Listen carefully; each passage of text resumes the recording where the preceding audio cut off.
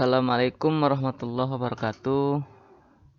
Bapak dan Ibu sekalian, peserta pelatihan pembuatan soal AKM jenjang SD yang berbahagia, berjumpa dengan saya Syahid Agus Nur Hamid.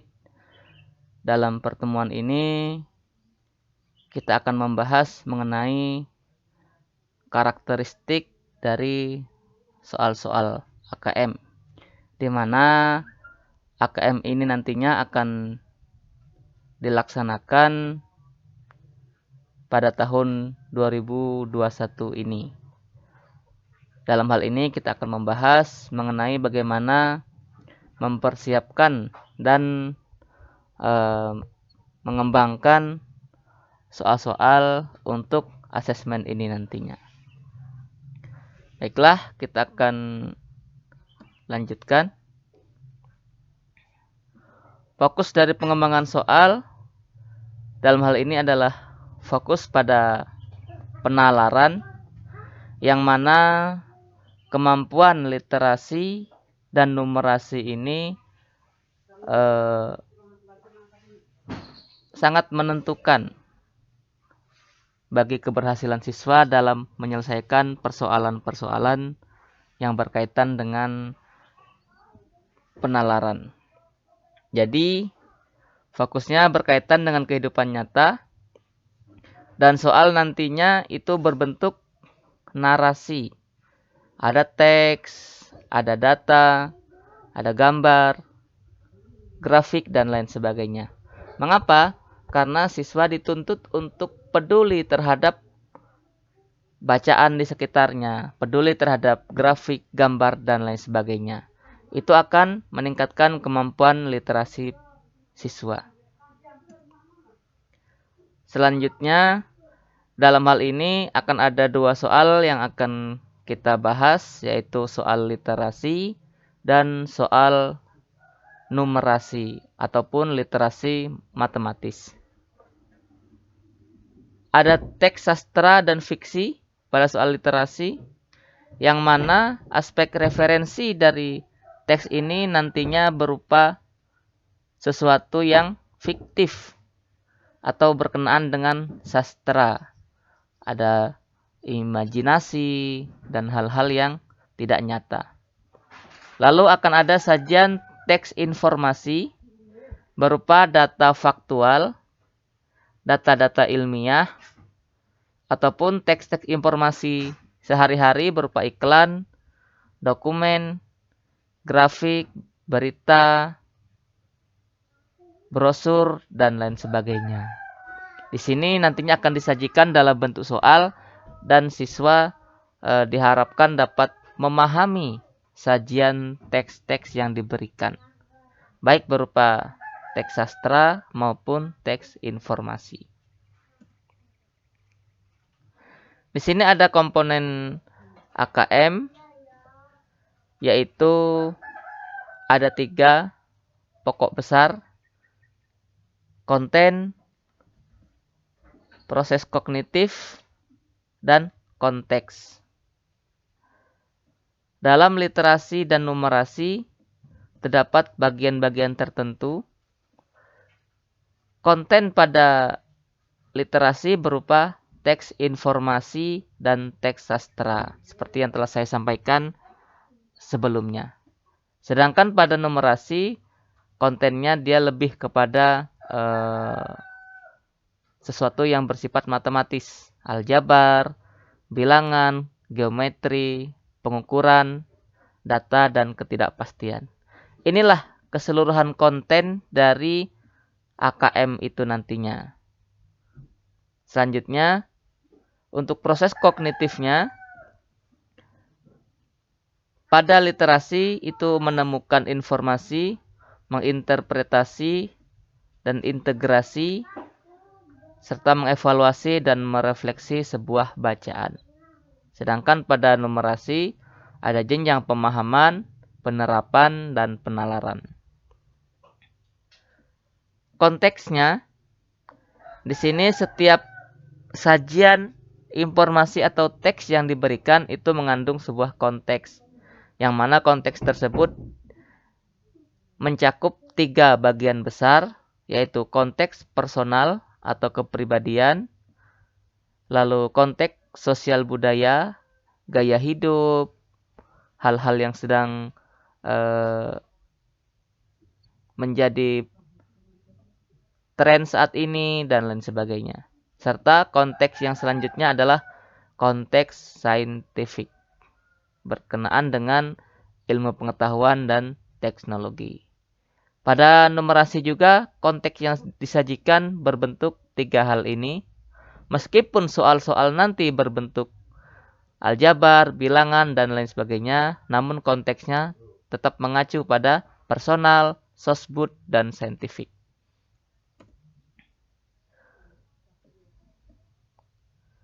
Selanjutnya, sebenarnya apa yang diukur dalam AKM ini? Bapak Ibu sekalian, untuk AKM ini sekarang telah berganti nama, yaitu Asesmen Nasional Berbasis Komputer ataupun ANBK. Namun pada pembahasan ini kita tetap gunakan saja nama AKM tersebut. Kontennya adalah konten yang bersifat esensial serta berkelanjutan tingkat kelas maupun jenjangnya. Tidak semua konten yang disajikan tersebut, tidak semua materi itu muncul dalam konten. Hanya materi-materi yang urgen saja dan sifatnya minimum. Karena yang dinilai di sini adalah kemampuan minimum dari seorang siswa. Di sini ada perbedaan antara UN dan AKM serta survei. Yang pertama dari penilaiannya, UN dilaksanakan di SMP, SMA sederajat, sedangkan AKM ini dari SD sampai jenjang SMA dan sederajat. Untuk level murid juga ada perbedaan. Jika UN itu di tingkat akhir, sedangkan AKM atau ANBK ini di kelas 5, 8, dan 11 pada saat pelaksanaan. Jadi, jika di jenjang SD, pelaksanaan itu dilaksanakan berkemungkinan di bulan-bulan 10 atau 11 Oktober ataupun November, maka siswa yang kita persiapkan saat ini adalah siswa yang di kelas 4. Karena di saat Oktober ataupun November nanti, siswa tersebut sudah berada di kelas 5. Selanjutnya, untuk ujian nasional, subjek muridnya adalah seluruh siswa di akhir jenjang. Sedangkan untuk AKM, itu adalah sensus sekolah dengan sampel murid.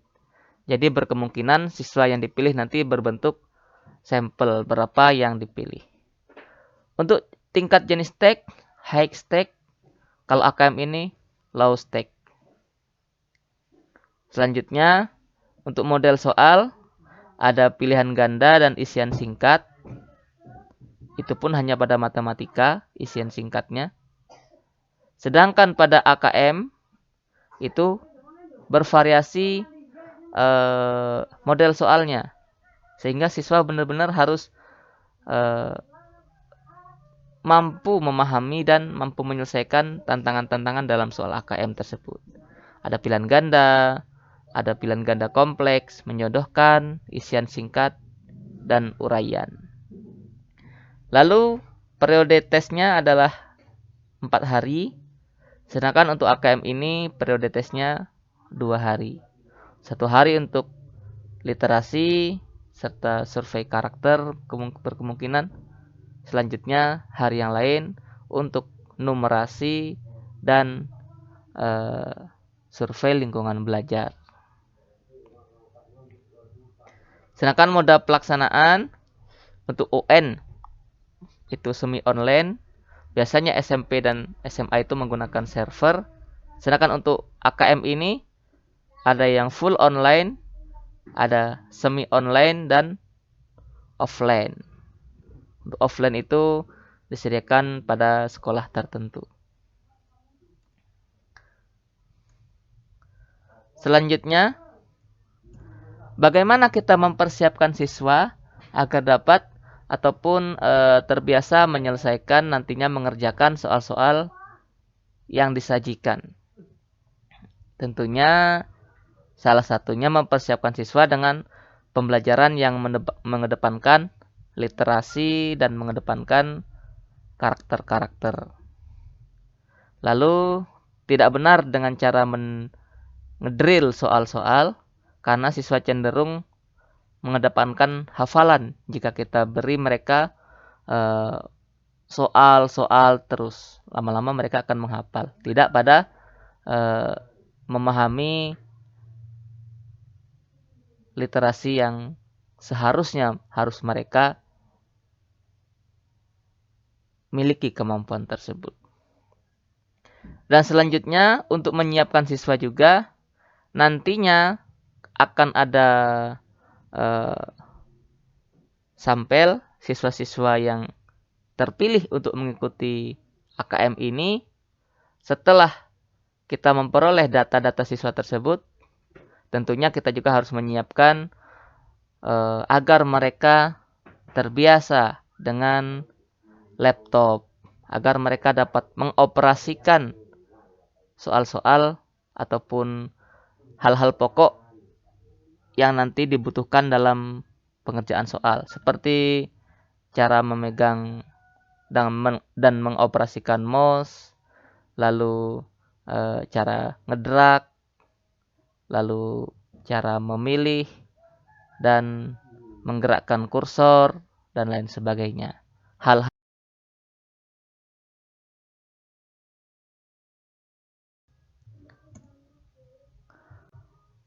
mengapa harus literasi bukan kemampuan yang lain? Nah, di sini kita perlu kembali memahami bahwasanya literasi ini adalah kemampuan dasar bagi seseorang untuk dapat memaknai lingkungan sekitarnya dengan lebih baik, melihat data, melihat informasi, berita, dan lain sebagainya. Dapat kita bayangkan jika seseorang mendapatkan sebuah resep obat dan karena memiliki kemampuan literasi yang rendah, yang terjadi adalah kesalahan dalam meminum obat tersebut. Ini akan menjadi sangat berbahaya.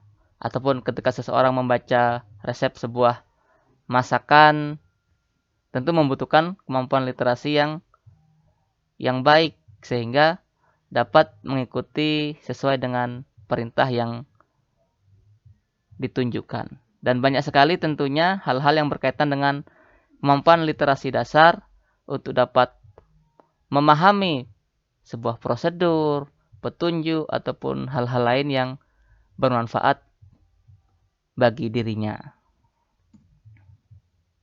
Dan mengapa harus kemampuan numerasi?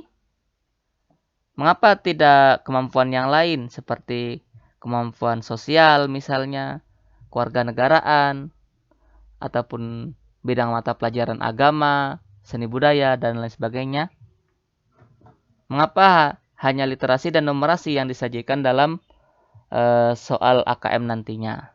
Di sini bahwasanya dua kemampuan ini sangatlah potensial dan harus dimiliki oleh siswa. Karena nanti ketika telah memiliki kemampuan literasi yang baik, siswa dapat menyerap informasi yang disajikan dari pengetahuan sosial. Dengan kemampuan literasi dan numerasi yang baik, siswa dapat lebih mudah dalam memahami materi kewarganegaraan, seni budaya, selanjutnya pendidikan jasmani, dan lain sebagainya. Dan nantinya juga dalam soal-soal yang disajikan akan ada cakupan sosial budaya. Nah, itu mencakup bisa jadi informasi yang disajikan itu adalah informasi seni, informasi sosial, ataupun informasi-informasi lain yang berkaitan dengan materi di luar literasi dan numerasi. Selanjutnya, mengapa harus kemampuan numerasi?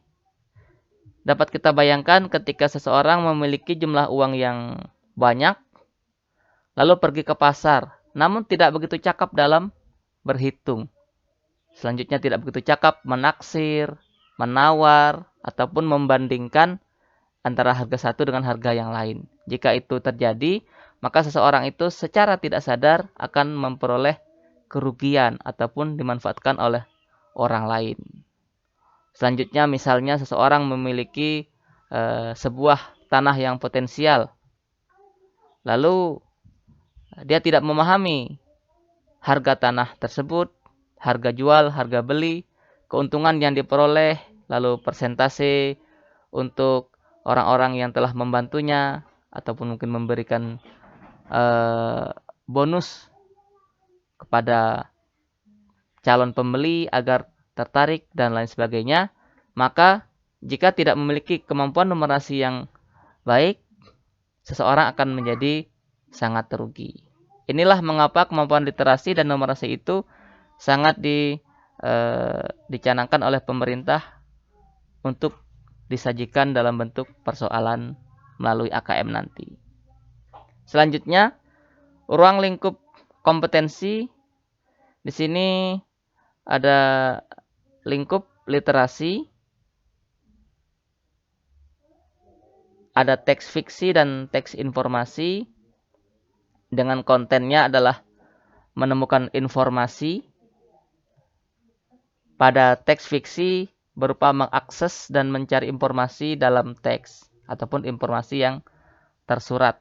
Ini untuk level 3. Di mana level 3 ini adalah kelas 5 dan kelas 6. Sedangkan level 1 itu adalah kelas 1 dan kelas 2. Level 2 adalah kelas 3 dan kelas 4.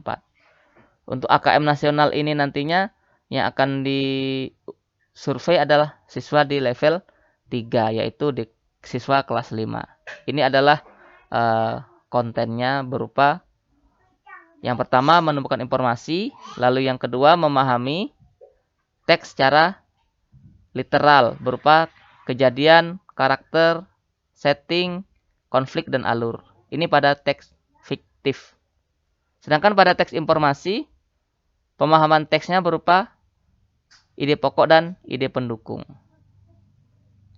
Selanjutnya pada teks fiksi, kemampuan pemahamannya adalah menyusun inferensi, koneksi maupun prediksi. Sedangkan pada teks informasi itu sama, hanya bedanya teks yang disajikan berupa informasi, sedangkan di sini berupa fiksi. Ada 3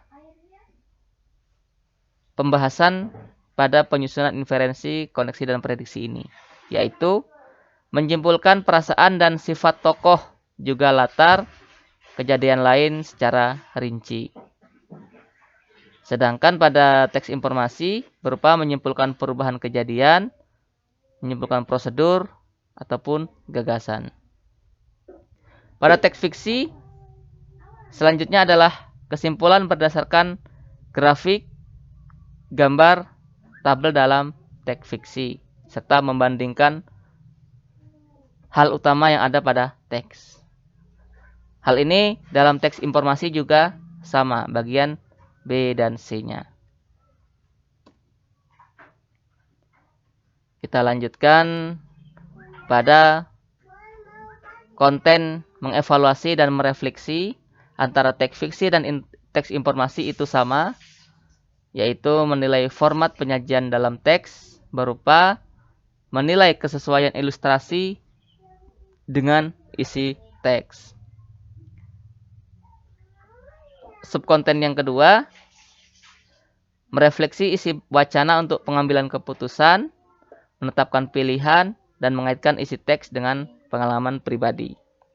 Ini adalah konten mengevaluasi dan merefleksi pada ruang lingkup literasi di level 3. Selanjutnya pada lingkup numerasi ada konten bilangan dengan subkontennya merepresentasikan berupa memahami bilangan bulat khususnya yang negatif.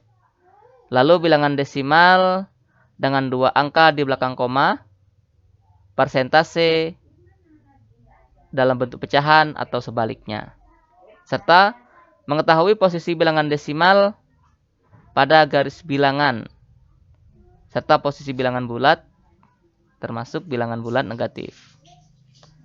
Subkonten yang kedua sifat urutan, yaitu mengurutkan beberapa bilangan yang dinyatakan dalam bentuk berbeda. Dan yang selanjutnya menghitung hasil tambah, kurang, kali dan bagi, pecahan atau bilangan desimal, serta menghitung kuadrat dan kubik dengan 1 angka di belakang koma. Ini adalah ruang lingkup numerasi pada konten bilangan. Sedangkan pada geometri dan pengukuran, menghitung luas bangun datar, lalu mengenal limas, kerucut, dan bola. Sedangkan pada pengukuran, mengenal dan menggunakan satuan kecepatan dan debit. Untuk konten aljabar, ada persamaan dan pertaksamaan sederhana, yaitu menyelesaikan persamaan linear satu variabel. Nah, di sini kita akan menyajikan soal-soal logika untuk jenjang SD, yang mana mungkin sebelumnya belum tercover mengenai logika ini. Namun bisa kita sajikan nantinya soal berupa logika sederhana, misalnya seperti ini.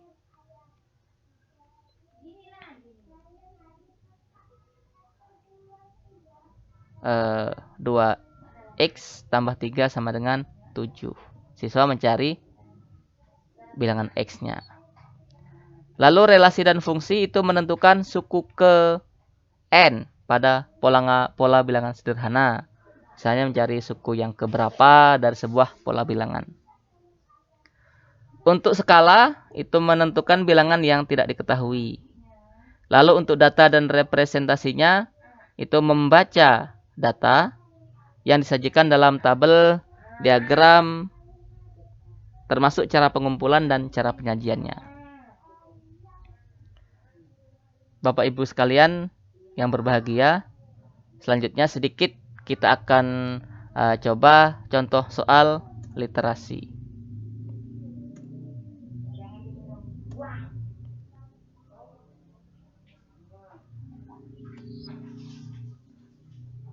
Soal ini adalah soal dengan konteks personal. Jadi teks ini adalah teks fiksi tentang si Caca. Bapak Ibu bisa baca teksnya. Untuk teks sebuah soal itu harus menarik, harus membuat siswa penasaran, dan siswa mampu menikmati sajian teks yang diberikan. Terlebih berupa teks ini tentunya terkadang panjang dan sebagainya. Itu perlu membuat bagaimana agar siswa itu tetap membaca teks yang disajikan. Ini adalah contoh soalnya, contoh teksnya, dan ini adalah pertanyaannya berupa soal pilihan ganda biasa. Nanti siswa ini akan menjawabnya.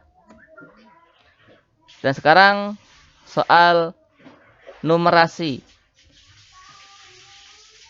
Perhatikan papan permainan di samping. Jika papan tersebut diputar dengan kencang, maka 2 angka yang berkemungkinan besar akan muncul adalah ini stimulusnya berupa gambar, dan gambar ini adalah gambar